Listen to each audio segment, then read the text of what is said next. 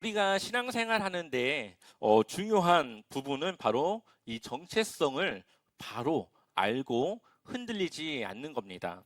우리가 어디에 속했는지, 우리는 어떠한 말씀을 따라 살아가야 되는지, 누구의 백성인지, 우리가 바로 그러한 것들을 잘 아는 것이 바로 우리의 정체성을 잘 아는 것입니다. 이것이 바로 세워지지 않고 이러한 정체성에 대한 확신이 우리 안에 있지 않으면 우리의 신앙생활은 흔들리고 어려움을 만났을 때에 그 믿음을 이겨낼 수가 없습니다. 특히 이 바울 당시 로마라고 하는 곳은 강대국이었죠.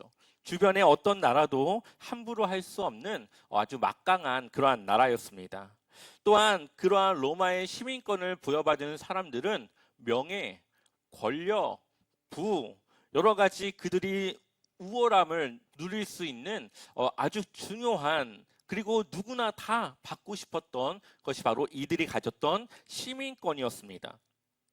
그런데 이들이 시민권을 가지고 있는 것이 그냥 로마 사회를 살아갈 때는 좋은데, 예수님을 믿고 나자 이 시민권이 걸림돌이 되기 시작합니다. 예수님을 믿는다고 하는 것은 이제는 로마의 시민이 아니라 하나님 나라의 시민으로, 백성으로 살아가는 것인데, 그동안 그들이 누리고 가지고 했던 그 로마의 시민권에 대한 그러한 습관, 그러한 삶의 그러한 여러 가지 자신이 가지고 있는 그러한 모든 것들이 이제는 예수님을 믿는 걸림돌이 되기 시작했다라는 거죠. 어, 그러나 이들이 예수님을 믿기 시작했다면 예수님과 같이 예수님이 자신이 하나님과 동등됨을 버리고 정말 낮고 천한 인간의 모습으로 이 땅에 오셔서 죽기까지 섬기시고 사랑한 것처럼, 바로 이 로마의 시민권을 가진 이 사람들도 자신이 가진 것을 버리고 낮은 자의 모습으로 사랑과 섬김으로 그렇게 믿음을 지켜 나가야 된다는 겁니다. 그런데 평생을 이들은 로마의 시민으로 살아갔습니다. 근데 어떻게 하루아침에 하나님 나라의 백성으로 살아갈 수 있겠습니까? 굉장히 어려운 일이겠죠. 그리고 바울은 이러한 문제를 가진, 이러한 고민을 가진 데살로니가 교회의 소식을 듣고, 그 소식을 들은 바울은 그 교회에 도움이 될 만한 편지를 보냅니다. 그게 바로 우리가 읽었던 데살로니가 전서, 그리고 이후에 다시 2차적으로 보낸 편지가 후서의 말씀이죠. 바울은 2차 전도 여행 당시에 이제 다른 지역을 가려고 했지만 이 환상 중에 마게도냐 사람들이 오라고 하는 이 환상의 손짓을 보고 간 곳이 바로 첫 유럽 교회 빌립보였습니다.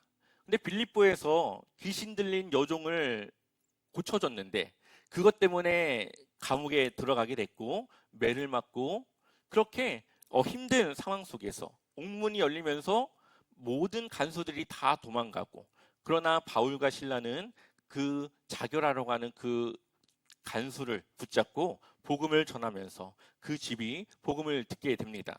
그리고 여기서 루디아라고 하는 여인도 만나게 되죠. 그리고 나서 이 지역을 옮기게 되는데 그 지역이 바로 데살로니가 지역이었습니다. 이 데살로니가 지역은 굉장히 부유한, 그리고 상업이 발달한, 그리고 많은 우상이 있는 그러한 곳이었습니다. 그리고 바울은 늘 어느 지역을 가든 제일 먼저 찾는 곳은 유대인의 회당이었죠. 그래서 유대인의 회당에 들어가서 이 구약의 말씀으로 복음을 전하는 겁니다. 그러면은 이 유대교에 입교하지 않았지만 유대교의 이 종교의 매력을 가진 이방 사람들이 있습니다. 그러니까 입교하지 못했다고 하는 것은 이때 당시 할례를 받아야 되는데 이것이 두려워서 입교까지 못하지만 나름대로의 이 유대교에 대한 이 종교심을 가지고 있는 이 사람들이 있었죠. 그 사람들에게 구약의 말씀을 통해 예수 그리스도에 대한 복음을 전하면 그 사람들 중에 일부는 그 복음에 반응해서 예수님을 믿게 됩니다. 근데 늘 이것이 마찰이 돼요. 왜냐하면 유대교에서 빼서 이제 예수님을 믿게 하는 거기 때문에 유대교와 이 마찰이 생기게 됩니다. 동일하게 데살로니가 지역에 가서도 유대인의 회당을 찾았고 그곳에서 복음을 전한 그때에 여러 사람들이 그 복음에 반응하여 이제 예수님을 믿게 됩니다. 우리 사도행전 17장 4절 말씀 같이 읽어볼까요? 그 중에 어떤 사람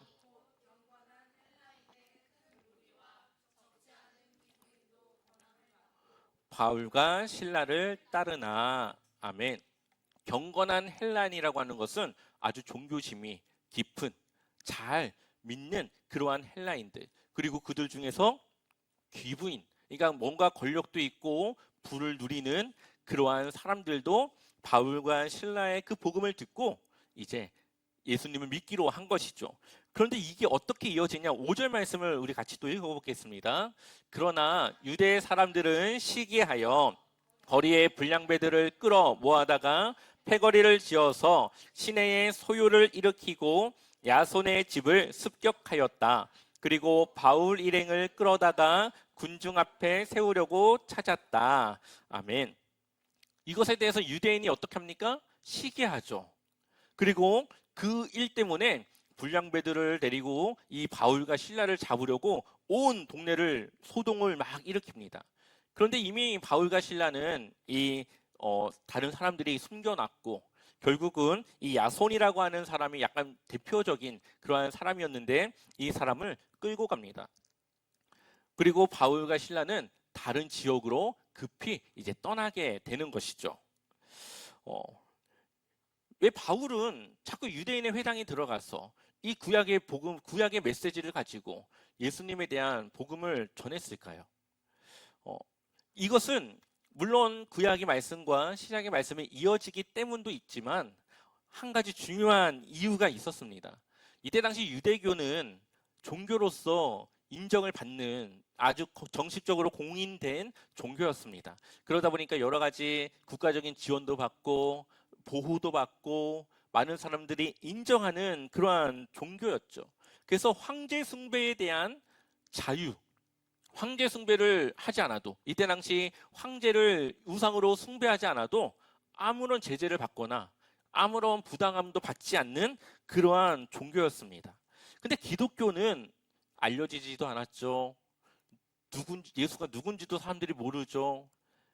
그래서 바울은 늘 유대교의 완성된 종교로 기독교를 늘 전하였던 겁니다.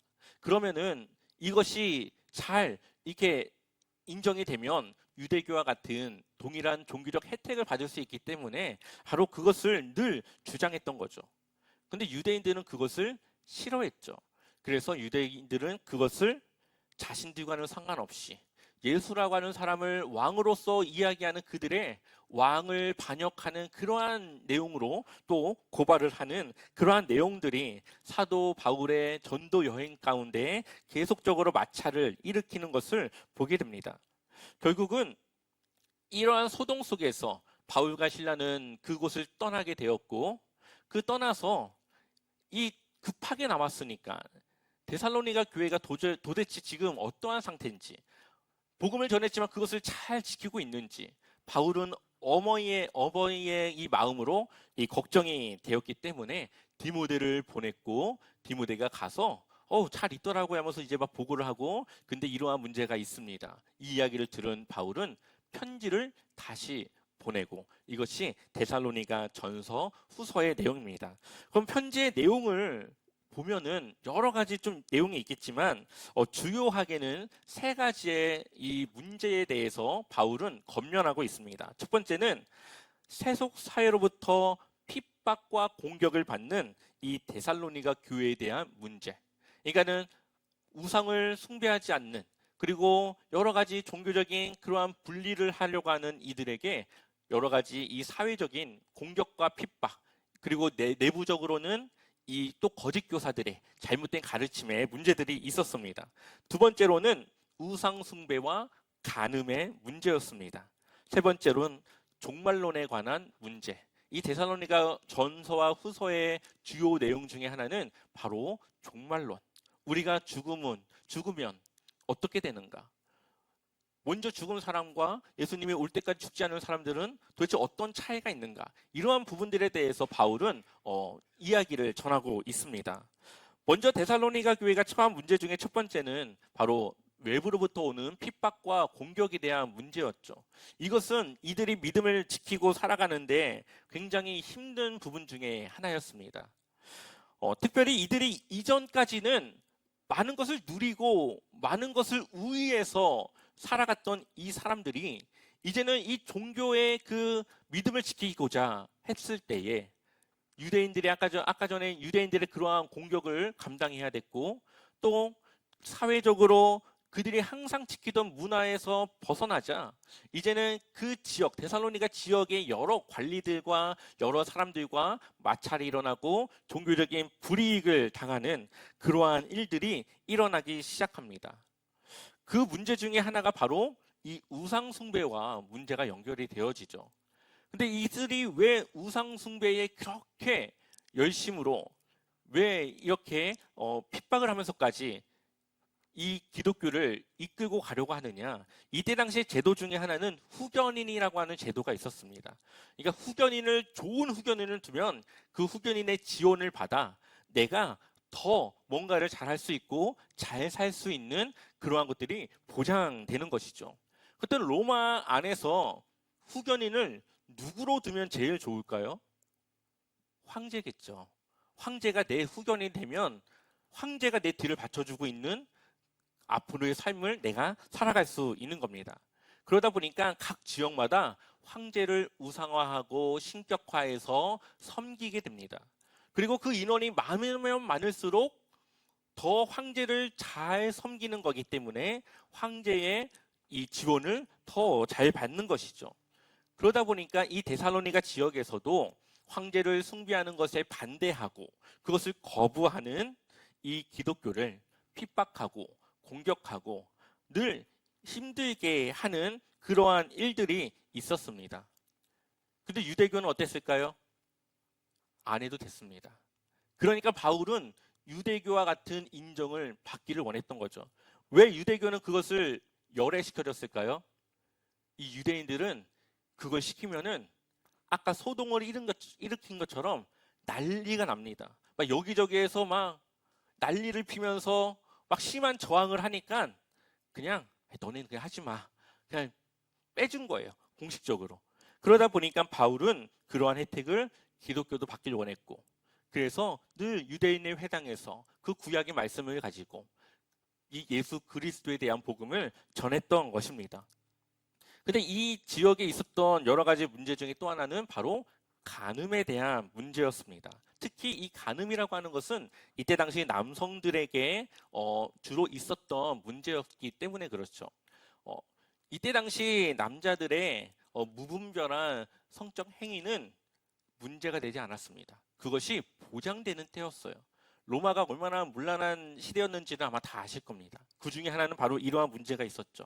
대상이 누군지, 몇 명인지, 어딘지, 뭐 남자인지 여자인지 상관이 없이 다 보장이 되고 법적으로 보호를 받고 그렇게 할 수 있는 권한이 있었습니다.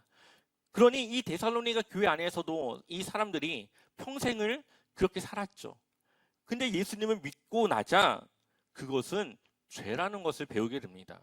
그리고 이들은 이전의 삶을 끊고 이제는 달라진 삶을 살아가야 되는데 이것이 이들에게는 어려운 문제였습니다. 회심을 했다고 하지만 이전에 그들의 습관을 끊는 것이 결코 쉽지가 않았던 것이죠. 그래서 이 바울은 그들에게 정체성에 대한 문제를 이야기하는 겁니다. 너희가 이전에는 로마의 시민이었고 그것이 너희에게 법적으로 아무런 문제가 되지 않았겠지만 이제는 너희의 정체성은 하나님의 백성이고 하나님은 그것을 원치 않으시고 하나님을 따르는 하나님의 백성은 그러한 간음적인 문제를 해서는 안 된다. 오직 너의 아내에게만 헌신하고 존중하고 바라보고 그렇게 너가 달라져야 된다. 정체성에 대한 문제를 거론하면서 이들이 가지고 있는 문제를 해결할 수 있는 방법은 바로 정체성을 바로 알고 그것을 믿고 그렇게 순종하는 것이 이들에게 필요한 문제라는 것을 이 편지를 통해 이야기를 하는 것이죠. 근데 이 정체성에 대한 문제는 많은 그리스도인들이 갖는 문제 중에 하나입니다. 회심을 했고 정말 나는 예수님을 정말 믿는다 하지만 사회 속에서 또 이전에 내가 가졌던 그러한 습관들을 버리는 것이, 또 사회 속에서 이전과 다른 모습으로 살아가는 것이 결코 쉽지는 않습니다. 물론 이 로마 이 시대와 같이 뭐 우상을 숭배하는 것을 강요받거나 또 여러 가지 종교적인 타담을 받거나 그러한 문제를 우리가 가진 것은 아니지만, 그렇다고 그리스도인으로서 살아가면서 문제를 안 갖고 있는 것도 아닙니다. 좀 예를 들면은 직장인들이 가장 곤혹스러워하는 것, 그리스도인이지만 직장에서의 그 생활 중에 회식을 하면서 술을 마셔야 되고 또 여러 가지 그 어울리는 자리에서의 그러한 것들이 때로는 불편하고 힘들 때가 있습니다. 요즘은 그러한 문화들도 많이 좋아졌지만 이 회식에 가지 않는 것, 술을 마시지 않는 것, 이러한 것들이 어떻게 보면 사회생활의 어려움이고 남들보다 뭔가 점수를 덜 받는, 눈에 더 잘 들어가지 못하는 그러한 것이 될 수도 있죠. 그러다 보니까 정말 내가 이 사람들의 이러한 것들을 맞춰줘야 되는가? 아니면 내가 정말 믿음에 따라서 이러한 것들을 내가 거절하면서 정말 그러한 내 신념을, 믿음을 지켜야 되는가? 이러한 것들이 바로 그리스도인들인 직장인들이 가질 수 있는 갈등의 하나죠. 또한 정직하게 일하다가 남들은 이익을 보는데 나만 손해를 보는 경우, 그런 경우 얼마나 그것이 어려움이 있겠습니까? 학생들은 성적과 스펙 또한 뭔가 우월한 그러한 것들을 평가받는 이 현실 속에서 예수님을 믿기 위해서 다른 사람들이 공부할 때 예배를 드려야 되고, 다른 사람들이 더 열심히 정말 일할 때 이 신앙생활을 해야 되는 그러한 시간들이 결코 쉬운 일이 아닙니다. 바로 이러한 일들 속에 갈등과 어려움을 마주할 수가 있는 것이죠. 또한 가정에서는 믿지 않는 부모님이라던가 아내, 남편으로 인하여서 신앙생활하는 것에 대한 어려움, 또한 헌금을 드리는 것에 대해서 이해하지 못하는 그러한 갈등들도 집안에서 있을 수가 있습니다. 이러한 여러 가지 갈등 상황 속에서 나의 정체성이 어디에 있느냐는 나의 행동과 나의 결정을 하게 만든다라는 거죠. 하나님의 자녀로 살아가는 것은 내 의지로 살아가는 것은 아닙니다. 물론 나의 순종과 헌신이 있겠지만 그 안에 하나님께서 그 길을 인도해 주셔야 되고 하나님께서 우리를 이끌어 주시는 그 은혜가 있어야 되는 것이죠. 그럴 때에 우리는 우리의 삶의 우선순위를 하나님의 것을 먼저, 그리고 나서 이 세상에서의 나의 것을 채울 수가 있는 겁니다. 바로 그것을 바울은 데살로니가 전서를 통해 말하고 있죠. 자, 그럼 어떠한 정체성에 대해서 말하고 있는가? 우리 한번 데살로니가 전서 1장 4절을 읽어보겠습니다. 하나님의 사랑하심을 받은 형제들아, 너희를 택하심을 아노라. 아멘. 너희를 어떻게 했다고요? 택하심. 하나님은 너희를 이미 택하셔서 너희를 구원하기로 택하셔서 너희가 이 복음을 듣고 예수님을 믿게 된 것임을 말합니다. 그러니까 이들이 예수님을 알기 전부터 예수님은 이들을 알고 있었고 이미 이들을 하나님의 백성으로 택하셨기 때문에 이들은 누구의 백성이라고 하는 거죠? 하나님의 백성이라는 거죠. 이것은 동일하게 우리에게도 마찬가지죠. 하나님은 우리를 이미 이 창조 전부터 택하셔서 우리로 향한 계획을 가지시고 우리를 하나님의 자녀로, 백성으로 살아가게 하신 겁니다. 이것이 우리 그리스도인의 정체성 중에 하나죠. 또한 데살로니가전서 5장 24절을 같이 읽어볼까요? 너희를 부르시는 이는 미쁘시니.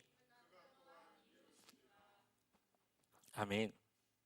여기서 말하는 미쁘시다라고 하는 말은 신실하다라는 말입니다. 신실하다라고 하는 말은 하나님은 절대 그 약속을 깨지 않으시고 하신 약속을 이루시는 분이라는 것을 이야기합니다. 우리가 하나님의 그 은혜로 구원을 받은 것은 우리의 노력이나 우리의 믿음이라기보다는 하나님께서 우리를 구원하시는 그 방법을 예수님을 믿는 그 믿음에 두었고, 그것이 변하지 않았기 때문에, 그것이 현재까지 유지되기 때문에 우리는 예수 그리스도를 믿는 믿음으로 구원을 받는 것이죠. 바로 하나님의 신실하심과 하나님의 그러한 동일하심을 통해 우리는 구원을 받습니다. 그렇기 때문에 그것을 이루시는 것 또한 누가 이루십니까? 하나님이 이루십니다. 하나님의 백성을 하나님이 택하시고 구원하시기로 한 하나님의 그 의지를 하나님이 지키시는 거죠. 그러니 우리가 때로는 흔들리기도 하고, 때로는 죄를 짓기도 하고, 때로는 내 스스로가 구원받지 못한 하나님의 백성이 아닌 것 같이 느껴질 수도 있겠지만, 그것은 내가 결정하는 것이 아니라 하나님이 결정하시는 겁니다.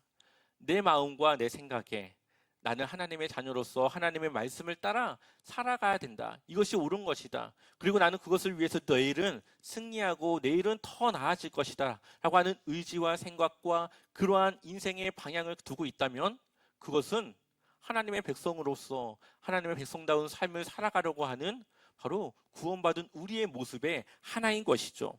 그렇기 때문에 우리는 하나님께서 우리의 구원을 이루시는 하나님의 백성임을 우리는 기억해야 되는 것입니다.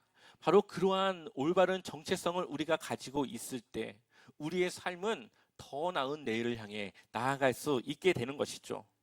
그렇다면 하나님은 왜 우리를 택했을까요? 왜 하나님은 우리를 하나님의 백성으로, 자녀로 택하셨을까요? 그것에 대해서 데살로니가 3장 13절에 말하고 있습니다. 너희 마음을 굳건하게 하게 하시고 우리 주 예수께서 그의 모든 성도와 함께 강림하실 때에 하나님 우리 아버지 앞에서 어떻게 하게요? 거룩하게 또 흠이 없게 하시기를 원하노라. 우리를 거룩하게 하기 위해서, 흠이 없는 하나님의 자녀로 삼아주기 위해서 택하셨다. 또한 데살로니가전서 5장 23절을 보면 평강의 하나님이 친히 너희를 온전히 거룩하게 하시고 또 너희의 온 영과 혼과 몸이 우리 주 예수 그리스도께서 강림하실 때에 어떻게 되기를요? 흠없게 보존되기를 원하노라. 우리를 거룩하게 하기 위해서 택하셨다는 겁니다. 왜 우리가 거룩해져야 될까요? 하나님의 나라를, 잃어버린 하나님의 나라를 회복하기 위한 그러한 하나님의 백성으로 우리를 거룩하게 하는 겁니다. 그렇다면 거룩하다라는 것은 뭘까요? 우리가 흔히 거룩하다라는 것을 말할 때에 술 안 마시는 것, 나이트클럽 안 가고 교회에 나가는 것, 남들을 속이지 않고 정직하게 살아가는 것, 여러 가지 일들이 있겠죠. 물론 이런 것들도 우리의 경건한 삶의 일부분이기도 하겠지만 이것은 부차적인 겁니다. 거기에 좀 더 깊은 데로 들어가게 되면은 거룩하다고 하는 것은 하나님의 뜻을 따르고 이루어가는 것인데, 이 데살로니가전서에서 말하는 하나님의 뜻은 믿음, 사랑, 소망을 이루는 겁니다. 우리 삶 전체를 통해, 오늘 하루가 아니라 우리의 삶 전체를 통해 믿음의 역사, 사랑의 수고, 예수 그리스도에 대한 소망의 인내를 가지고 살아가는 것, 그것이 우리의 거룩함을, 또 하나님의 뜻을 이루는 것이라고 바울은 이야기하고 있죠. 믿음, 사랑, 소망에 대한 것은 다음 주에 우리가 좀 더 자세하게 무엇을 말씀하고 있는지를 보게 될 것이고요. 어쨌든 이것이 바로 하나님의 뜻, 우리를 거룩하게 한다는 것을 바울은 말합니다. 여러분의 정체성은 어디에 있습니까? 혹시 하나님의 자녀로서 세상을 살아가기보다는 이 세상이 요구하는 스펙과 직장과 재산과 학벌을 더 중요하게 생각하며 그것에 매여 살아가고 있지는 않으신지요? 그렇다면 여러분의 정체성은 현재 흔들리고 있다고 볼 수 있습니다. 하나님의 자녀로서 우리는 하나님의 뜻에 순종하는 것이 우리의 해야 될 일이며, 또한 거룩한 삶으로 살아가는 것이 하나님이 우리에게 맡겨진 사명이며 하나님의 원합입니다. 우리가 하나님을 붙잡으면 우리는 넘어지지 않습니다. 한 아이가 아빠와 함께 물이 세게 흐르는 강을 건너가고 있었습니다. 아이가 무서우니까 아빠의 손을 꽉 잡았죠. 그리고 무사히 강을 건너가게 되었습니다. 근데 사실 이 아이가 아버지의 손을 꽉 잡아서 이 강에 휩쓸리지 않은 것이 아니라 아버지의 손을 꽉 잡고 있는 이 아이의 손을 아버지가 꽉 잡고 있었기 때문에 이 아이는 이 강에서 흔들리지 않고 건너갈 수 있었던 것이죠. 우리의 믿음의 삶은 우리가 하나님을 꽉 붙잡고 살아가는 것 같지만 반대로 하나님은 우리를 잡고 계시기 때문에 우리의 믿음의 삶은, 우리의 믿음의 길은 흔들리지 않고 조금은 흔들려도 다시 돌아와서 우리의 정체성을 따라 믿음을 지켜 나갈 수 있는 것입니다. 우리가 날마다 주님을 향한 믿음과 그 의지를 통하여서 우리는 하나님의 은혜 안에, 주님 그 사랑 안에 살아갈 수 있는 것이죠. 우리는 또 한 주간 세상에서 영적인 또 사회 사람들과 치열한 경쟁 속에 살아가게 됩니다. 우리가 그 싸움에서 이길 수 있는 것은 그들보다 더 우월한 것을 가졌기 때문이 아니라 하나님의 자녀로서의 그 정체성이 흔들리지 않아 그 하나님의 뜻을 따라 살아가는 우리의 믿음에 있다라는 것을 기억하셨으면 좋겠습니다. 또한 그런 흔들리지 않는 정체성은 하나님의 뜻에 순종하는 것으로 나타나는 것이고, 또 그러한 하나님의 뜻은 우리가 하나님을 향한 믿음과 사랑과 소망으로 나타나고 있다는 것을 기억하셨으면 좋겠습니다. 그래서 우리가 한 주간 하나님의 뜻에 순종하며 하나님을 따르며 하나님의 손을 붙잡아 승리할 수 있는 그 한 주간의 삶이 되길 소망합니다.